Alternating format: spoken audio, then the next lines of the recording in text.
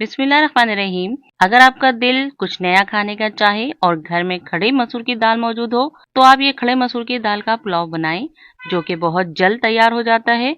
और ये इतना लजीज और मज़ेदार पुलाव है कि इस पुलाव को खाकर आपका दिल इसे बार बार खाने को चाहेगा। अस्सलाम वालेकुम, टेस्टी फूड विद सलमा में आपको खुशामदीद। तो चले मज़ेदार जायकों के जहान में, जहां आज मैं बना रही हूँ खड़े मसूर की दाल का ज़बरदस्त सा पुलाव, जिसके लिए हम लेंगे 1 कप मसूर की दाल। और अगर ये ग्राम में बताऊं तो ये 250 ग्राम है। और इसे मैंने करीबन आधे घंटे के लिए भिगो लिया है। उसके बाद हम एक पैन लेंगे और इसमें 1/4 कप हम कुकिंग ऑयल डालेंगे। और जब तेल गर्म हो जाएगा तो इसमें हम प्याज डालेंगे, जो कि मैंने 2 अदद दरमियाने साइज की ली है और उसे मैंने बारीक बारीक चॉप कर लिया है। अब इस प्याज को मैं बहुत अच्छी तरह से फ्राई करूंगी।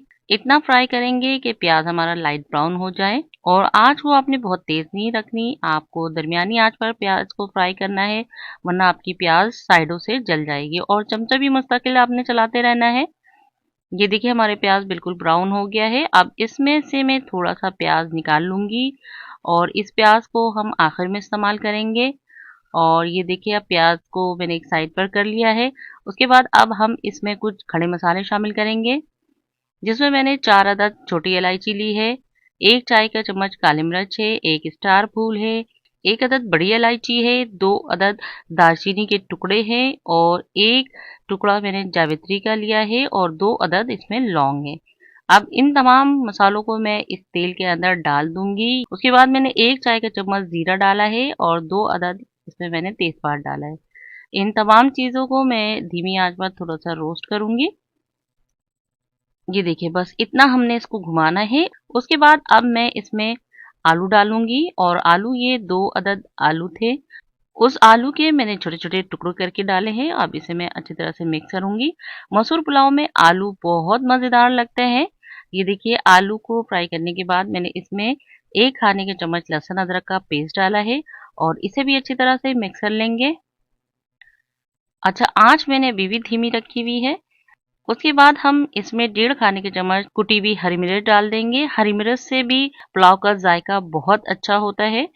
और इसे भी हम 1 मिनट तक सौते करेंगे। उसके बाद हम इसमें टमाटर डालेंगे और टमाटर मैंने 2 अदद दरमियाने साइज की ली थी और उसे मैंने बारीक चॉप कर लिया था।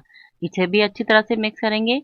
टमाटर को हम बहुत ज़्यादा गलाएंगे नहीं, बल्कि ये थोड़ा साबित साबित सा रहेगा। उसके बाद हम इसमें खड़े मसूर की दाल डालेंगे, जिसे मैंने आधे घंटे के लिए भिगो दिया था और भिगोने के बाद मैंने इसको छान लिया है और छानने के बाद मैंने इसको इसके अंदर शामिल कर दिया है। और इसे भी मैं बहुत अच्छी तरह से भूनूंगी, ताकि दाल का जो भी एक्स्ट्रा पानी है वो खुश्क हो जाए और इसमें एक सोंधापन आ जाए। ये देखिए दाल हमारा तकरीबन भुन गया है। उसके बाद मैं अब दाल को गलने के लिए इसमें 1 कप पानी डाल दूंगी और इसे मिक्स करूंगी। और साथ ही इसमें मैंने 1 खाने का चम्मच नमक डाला है। ये नमक हम दाल और आलूओं के लिए डालेंगे। इसे भी अच्छी तरह से मिक्स कर देंगे। उसके बाद अब मैं इसे ढककर पकाऊंगी तकरीबन 7 से 8 मिनट तक। ये देखिए 8 मिनट तकरीबन गुजर चुके हैं और अब मैं आपको दिखाती हूँ कि दाल हमारा कितना गला है। ये देखिए इसमें अभी थोड़ा सा पानी है और आप ये चेक करें। देखिए ये दाल हमारा तकरीबन आधा गल चुका है। अब हम इसमें मज़ीद पानी शामिल करेंगे। ये देखिए ये 1 कप पानी मैंने दाल के लिए डाला है और मज़ीद अब मैं इसमें 3 कप पानी और डालूंगी, जो कि चावलों के लिए होगा। टोटल मैंने पानी 5 कप इस्तेमाल किया है। 1 कप मैंने उस वक्त इस्तेमाल किया था और 4 कप अभी डाला है मैंने। पानी में उबाल आ जाएगा तो हम इसमें चावल डालेंगे। चावलों को मैंने आधे घंटे के लिए भिगो दिया था और पानी अब मैंने इसका सारा निचोड़ लिया है। और अब मैं इस चावलों को उबलते हुए पानी में डाल दूंगी। ये देखिए चावलों को मैंने इसमें डाल दिया है। और अब इसके बाद मैं इसमें 1 चाय का चम्मच काली मिर्च का पाउडर डालूंगी और चावलों के नमक के लिए मैं 2 खाने के चम्मच नमक डालूंगी। ये देखिए अब उसके बाद मैं इसमें बड़ी हरी मिर्च डालूंगी, जो कि 2 अदद लिया था और इसको मैंने 4 टुकड़ों में काट लिया है। उसके बाद मैंने इसमें आधा कप पुदीने के पत्ते डाले हैं और ये हरा धनिया आधा कप है, इसको मैंने डंडियों के साथ डाला है। हरा धनिया को डंडियों के साथ डालने से खाने में बहुत अच्छा और बहुत जायका आता है। तो आप हरे धनिया की डंडियों को ज़ाया ना किया करें, उसे खाने में ज़रूर डाला करें। उसके बाद अब मैं इसे तेज आंच पर पकाऊंगी। इस वक्त मैंने आंच को तेज कर दिया है और तकरीबन इसे मैंने 5 मिनट पकाया है। और 5 मिनट के बाद अब इसमें मैं 2 खाने के चम्मच घी का डालूंगी। पुलाव में घी का जायका बहुत ही ज़बरदस्त आता है। और अब मैं इसमें प्याज डालूंगी। जो प्याज मैंने फ्राई किया था उसमें से जो निकाला है उस प्याज को मैंने डाला है। अब मैं इन चावलों को ढककर तकरीबन 15 मिनट तक दम वाली आंच पर पकाऊंगी ताकि चावल बहुत अच्छी तरह से गल जाए। अब इसके अंदर कुछ पानी बाकी है। जब तक चावल हमारे दम पर है, मैं आपको एक जबरदस्त सी चटनी की रेसिपी बताती हूँ जो कि इस चावलों के मजे को दुबाला करते हैं। जिसके लिए मैंने 2 अदद केरियां ली और उन केरियों को मैंने स्टीम दिया था और उसके बाद उसका मैंने सारा पल्प निकाल लिया था। और अब मैं इसको एक चॉपर में डाल रही हूँ। अगर आपको ये देखना है कि मैंने इन केरियों को किस तरह स्टीम में पकाया था तो आप मेरी आइसक्रीम वाली रेसिपी देखें। उसमें मैंने केरियों को स्टीम पर पकाने का तरीका बताया था। उसके बाद ये देखिए मैंने इसमें 8 से 10 अदद साबित लाल मिर्च लिया था और उसे मैंने इस पानी में भिगो दिया था ताकि ये सॉफ्ट हो जाए। उसके बाद अब मैं इस मिर्चों को केरियों के पल्प में डाल दूंगी। उसके बाद अब मैं चॉपर में 1 चाय का चम्मच कश्मीरी मिर्च डालूंगी ताकि हमारी चटनी में बहुत अच्छे सा कलर आए।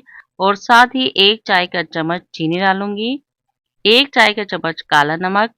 अब मैं इसे ग्राइंड कर लूंगी। ये देखिए जबरदस्त सी हमारी चटनी तैयार हो गई है। इसकी कंसिस्टेंसी आप देखें ये किस कदर क्रीमी चटनी है। अच्छा, मैं आपको एक बात बताती चलूं कि इसमें इस्तेमाल होने वाले तमाम अज़ा की लिस्ट आपको डिस्क्रिप्शन बॉक्स या फिर वीडियो के एंड में लिख के मिल जाएगी। ये देखिए सारी चटनी को निकाल लिया है मैंने। और अब मैं चॉपर के अंदर 4 खाने के चम्मच पानी डालूंगी ताकि हमारी चटनी की थोड़ी सी थिकनेस जो है वो मैं कम करूं। अगर आपको मजीद चटनी को पतला करना है तो आप इसमें और पानी डाल लें। उसके बाद हम चटनी को बहुत अच्छी तरह से मिक्स करेंगे। और अब मैं इसमें तकरीबन 2 चुटकी के करीब सफ़ेद नमक डालूंगी। आप अपने टेस्ट के मुताबिक नमक डालें और इसे अच्छी तरह से मिक्स कर लेंगे।